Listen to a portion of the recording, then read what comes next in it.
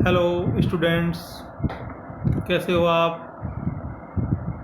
मैं डॉक्टर विकास शर्मा, सहायक आचार्य, राजकीय महाविद्यालय बूंदी।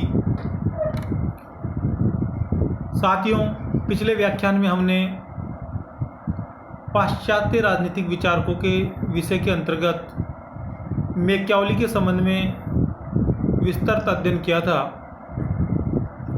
आज हम उसी कड़ी के तहत आगे बढ़ते हुए एक नए विषय का चयन करते हुए, एक नए विचारक का चयन करते हुए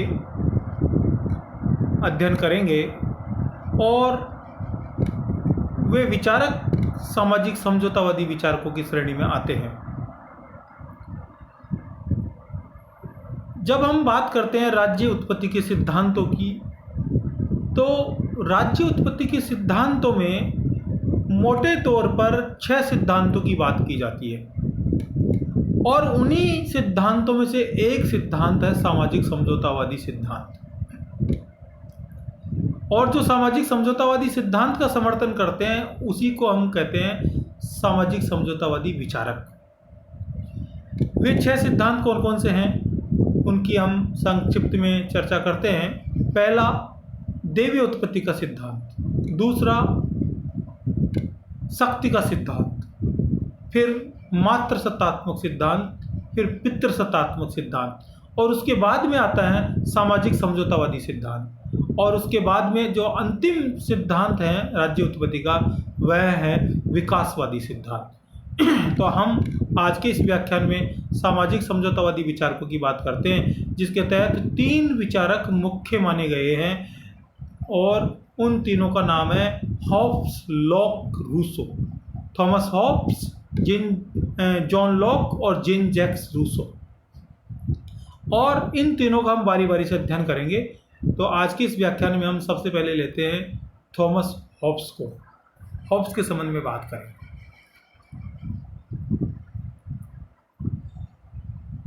थॉमस हॉब्स का जन्म 5 अप्रैल 1588 को हुआ और 1679 में इनकी मृत्यु हो गई। सेबाइन कहते हैं कि अंग्रेजी भाषा भाषी जातियों ने जितने भी राजनीतिक दार्शनिकों को जन्म दिया, उन सब में थॉमस हॉब्स सबसे महानतम राजनीतिक विचारक है, राजनीतिक दार्शनिक है। ये मैं नहीं कह रहा, सेबाइन कह रहे हैं। हॉब्स का जीवन परिचय। हॉब्स के जन्म के समय इंग्लैंड में गृह युद्ध चल रहा था और गृह युद्ध के साथ साथ वहाँ दूसरी ओर स्पेन के आक्रमण की समस्या भी बनी हुई थी। इसलिए हॉब्स कहते हैं कि आर्मेडा के वर्ष में मेरी माँ ने 2 जुड़वा बच्चों को जन्म दिया, एक तो मुझे और दूसरा भय को। यानी एक तो मुझे जन्म दिया और दूसरा भय को जन्म दिया, क्योंकि उस समय सर्वत्र भय व्याप्त था, तो भय की बात हॉब्स करता है। हॉब्स का जन्म 5 अप्रैल 1588 में इंग्लैंड के दक्षिणी भाग में स्थित माल्सबरी नगर में हुआ। हॉब्स ने राजतंत्र का समर्थन किया तथा उसके समर्थन में अपनी प्रसिद्ध पुस्तक लेवियाथन की रचना की। इसको लेवियाथन भी बोलते हैं। लेवियाथन पुस्तक की रचना की। हॉब्स प्रथम दार्शनिक हैं जिसने राजनीतिक चिंतन में निरंकुशवाद एवं धर्मनिरपेक्षवाद के लिए एक वैज्ञानिक आधार तैयार किया तथा भौतिक विज्ञान में प्रयुक्त होने वाली पद्धति को दर्शन एवं राजनीतिक चिंतन से जोड़कर राजनीति को विज्ञान का स्वरूप दिया। यानी राजनीति को विज्ञान के नज़दीक लाने वाला अगर कोई विचारक है अरस्तु के बाद में, तो वह है Thomas Hobbes. John Laird Hobbes के संबंध में कहते हैं कि हॉब्स प्रतिभा संपन्न, मनोवैज्ञानिक, उत्कृष्ट तत्वज्ञानी, प्रसिद्ध राजनीतिक चिंतक एवं एक नैतिकतावादी विचारक है, जिसे ब्रिटेन के आचार शास्त्र का जनक भी कहा जा सकता है। आप देखिए हॉब्स की प्रतिभा के संबंध में जॉन लेयर्ड किस प्रकार बात कर रहे हैं। वेपर कहते हैं कि राजनीतिक दर्शन के इतिहास में हॉब्स जो प्राय निरंकुशतावादी शासन व्यवस्था का समर्थक माना जाता है, शायद सबसे अधिक व्यक्तिवादी विचारक है। यानी व्यक्ति के अधिकारों को, व्यक्ति को महत्व देने वाला यह विचारक सबसे अधिक व्यक्तिवादी माना गया है। तो होब्स का जो योगदान है वो बहुत व्यापक है। इनका जन्म इंग्लैंड में हुआ। इनका जन्म इंग्लैंड की अस्थिर राजनीतिक व्यवस्था के दौर में हुआ, लेकिन सामाजिक समझौतावादी विचारकों में यह प्रथम विचारक माने जाते हैं।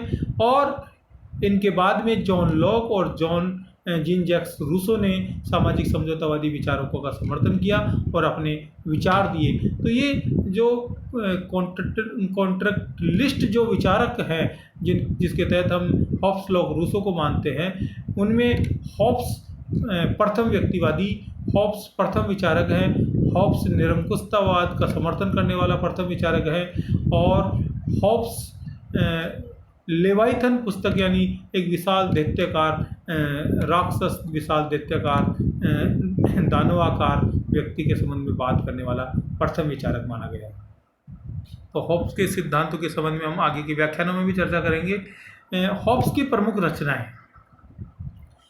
हॉब्स ने कुछ पुस्तकें लिखी जिनमें प्रमुख है डी सीवी 1642 में, डी कॉर्पोरे 1640 में, लेवियाथन 1651 में, एलिमेंट्स ऑफ लॉ 1650 में और डी होमिनी यह है 1659 में। तो ये 5 पुस्तक हॉब्स की प्रमुख मानी गई है। इनमें भी जो सबसे प्रसिद्ध पुस्तक है जिससे हॉब्स की भी पहचान है और उस पुस्तक की भी हॉब्स से पहचान है, वह है लेवियाथन।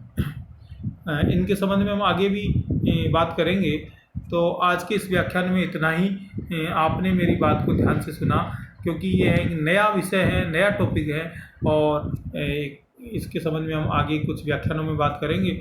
और ये प्रतियोगिता परीक्षाओं और अकादमिक परीक्षाओं दोनों ही दृष्टिकोण से बहुत महत्वपूर्ण ये टॉपिक है और आप लोगों को इसको बहुत गहनता से और बहुत एकाग्र चित्त होकर समझना होगा। आपने मेरी बात को ध्यान से सुना, इसके लिए आपको धन्यवाद, आभार। यदि आपको मेरा ये व्याख्यान पसंद आया तो आप इसे लाइक कर दीजिए और इसे शेयर कर दीजिए। धन्यवाद।